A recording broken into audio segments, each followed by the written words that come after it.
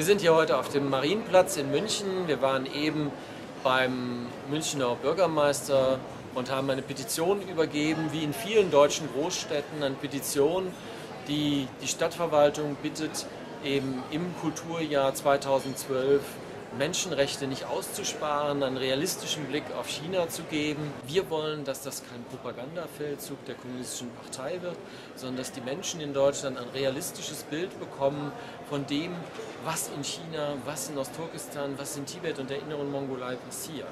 Was doch passiert, ist nämlich eine tägliche Kulturzerstörung. Und das muss hier auch vermittelt werden. Es muss hier vermittelt werden, was an Büchern verbrannt wird unter den Uiguren, was an Kultur, an alten Städten vernichtet wird in Tibet und was in der Inneren Mongolei unterdrückt wird an mongolischer Kultur.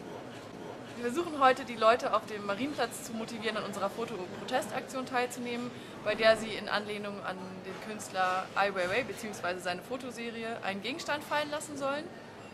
Und dabei wird ihnen der Mund verbunden bzw. verklebt, als Zeichen dafür, dass Regimekritiker in China noch immer keine Redefreiheit haben. Und wir hoffen, dass ganz viele Leute teilnehmen und freuen uns über jeden Einzelnen, der mitmacht. Also Uiguren sind ja 1949 besetzt, also seitdem werden uigurische Kultur von der chinesischen Regierung wird versucht zu vernichten, zu assimilieren. Zum Beispiel werden die uigurischen Bücher verbrannt. China sagt ja selbst, dass es eine Vielvölkerstaat ist. Wenn Vielvölkerstaat ist, dann musste auch Kulturen anderer Nationalitäten angeboten werden, müsste auch dann kritisch das Thema angesprochen werden, ob wirklich Kulturen von anderen Nationalitäten wie Uiguren, Tibeter, Mongolen dort gepflegt wird. Gibt es Möglichkeit, ihre kulturelle Identität aufzubewahren und das zu pflegen?